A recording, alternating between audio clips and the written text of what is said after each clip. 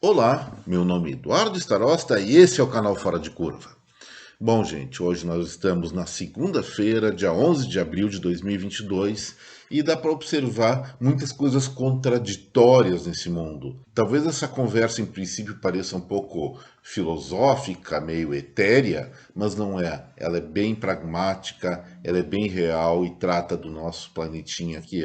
Olha só, ao mesmo tempo que hoje a Rússia prepara a sua segunda fase da guerra contra a Ucrânia, ou seja, centrar esforços na invasão do leste do país e tirar o acesso ucraniano ao Mar Negro, tem outras coisas muito interessantes acontecendo em outros lugares do mundo que estão mais preocupados na nossa evolução. Ou seja, enquanto certos líderes, e vocês sabem a quem eu estou me referindo, insistem em colocar seus soldados numa morte para matar outras pessoas, existem pessoas mais preocupadas em saber como o mundo vai poder se virar melhor no futuro, como evoluir enquanto raça humana.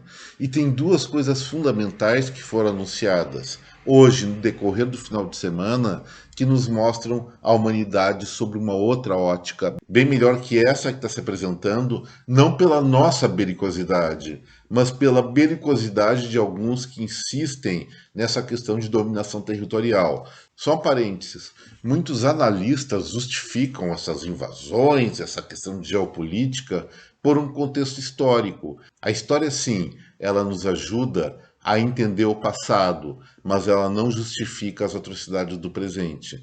Tudo no mundo, inclusive a história, é uma coisa dinâmica. Se nós fôssemos nos prender pelas razões históricas e manter essas razões como uma coisa determinística, os dinossauros ainda deveriam estar dominando a Terra, não existiria a humanidade, nem mamíferos, talvez, só meio parecido com ratinhos, porque o asteroide que nos atingiu alguns milhões de anos atrás, ele foi injusto, porque dizimou uma raça inteira. E a história é assim, ela explica o que aconteceu no passado, mas ela não tem o poder de justificar e dar razão para o presente, para a ética do presente, que, pelo que eu entendo, condena atos de violência contra povos que só querem sua autodeterminação, só querem sua liberdade e sua democracia.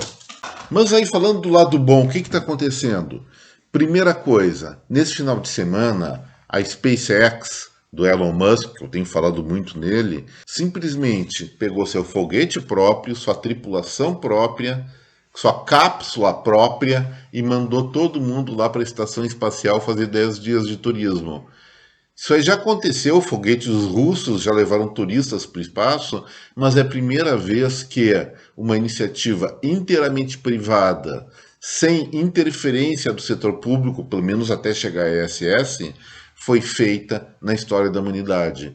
Isso é uma coisa marcante. E depois o concorrente do Elon Musk, que também merece toda a admiração, o Jeff Bezos da Amazon, eu assisti uma entrevista muito interessante dele algum tempo atrás, quando ele coloca dentro do projeto dele o futuro da humanidade, não de colonização de planetas, mas sim a criação de estações espaciais do tamanho de países que ficariam em algum ponto da órbita próximo da Terra, com condições de sustentabilidade ambiental. E o grande argumento dele da viabilidade disso, não para agora, mas para daqui a bastante tempo, para as próximas gerações, provavelmente, é que no espaço a energia disponível é melhor aproveitada. E isso tem tudo a ver, talvez seja mais fácil que esses princípios de terraformação de Marte ou de outros planetas. E aí é estranho, pessoal. Enquanto tem gente pensando nessas questões, tem outros simplesmente pensando na destruição pelo domínio de um pedaço de terra.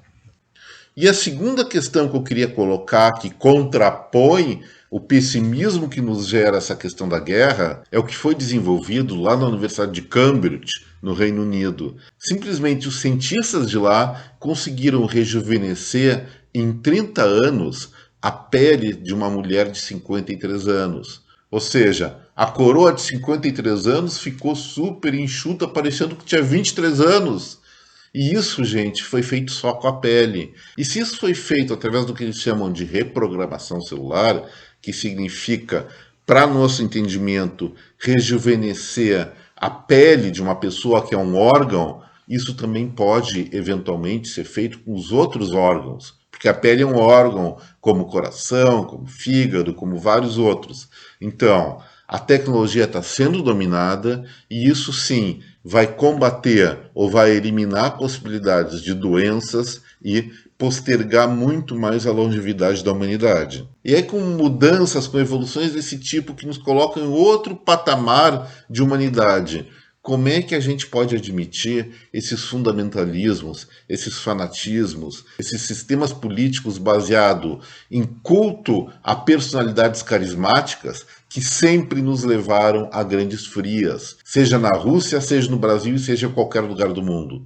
Então a gente não pode dizer, não, nós temos que aprender. Não é nós que temos que aprender. São esses malucos que ainda acreditam em religião através de pessoas carnais, através de personalidades humanas que são normalmente, sim, muito inteligentes, mas mentes completamente distorcidas, com sérios desvios de comportamento. E um outro assuntinho rápido que eu queria tratar no Fora de Curva de hoje diz respeito à questão da inflação IPCA do IBGE, que nós tratamos disso rapidamente na sexta-feira.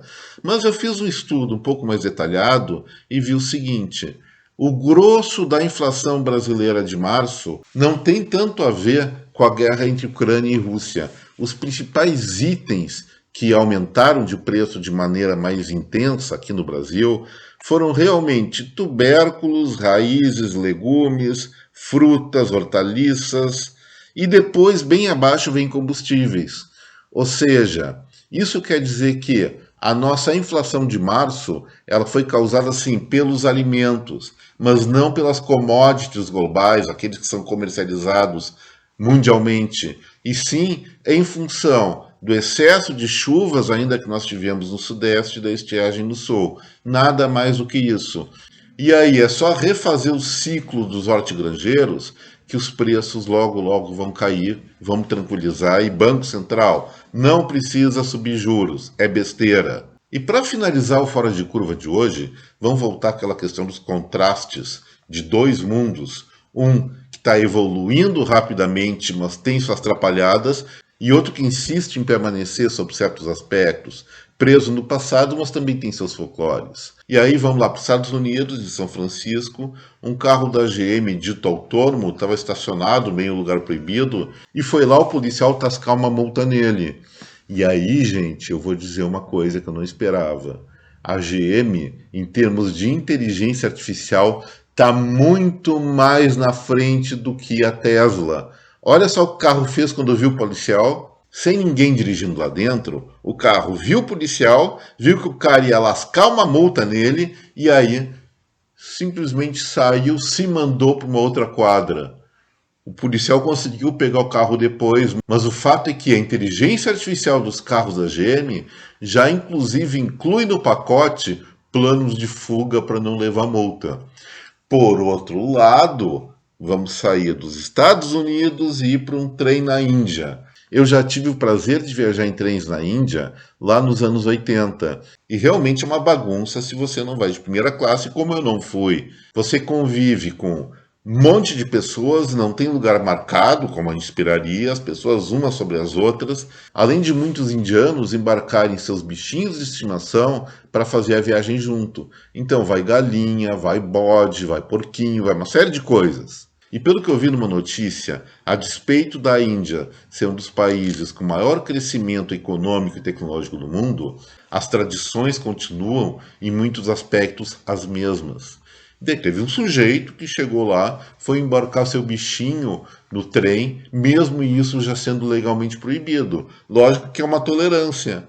Mas o cara embarcou um cavalo dentro de um trem lotado e o cavalo viajou por 20 quilômetros. O cara foi detido, deu explicações, claro, mas hábitos são hábitos. E até mudar isso aí vai demorar um bom tempo. Mas apesar de tudo isso, e conhecendo a Índia dos anos 80, como eu falei antes, eu tenho a convicção pessoal de que a maior parte das pessoas que estavam no trem não acharam isso lá muito estranho, não. São os hábitos de um povo cuja população deve estar beirando 1 bilhão e 400 milhões de pessoas, que sim, tem vários contrastes. E dentro desses contrastes tem o folclore, ainda dos tempos do passado, que com o tempo, com a continuidade da prosperidade, eles vão aos poucos deixando de existir, ficam mais à memória de um tempo passado que de vez em quando é saudoso. Então, meus votos aí de admiração para esse povo indiano, que eu admiro muito, e que eles continuem seu caminho de prosperidade. E essas circunstâncias que realmente são folclóricas, elas eventualmente podem continuar acontecendo, porque a irreverência faz parte da graça da vida. E com essa, gente, nós ficamos por aqui hoje no Fora de Curva. Meu desejo, pessoal, de que cada um de vocês tenha uma excelente semana. E se vocês gostaram do conteúdo desse vídeo, não se esqueçam, botando like, compartilhem esse material com a sua rede de contatos e se inscrevam aqui no nosso canal. Mais uma vez, muito obrigado pela atenção, um forte abraço em cada um, até breve, tchau.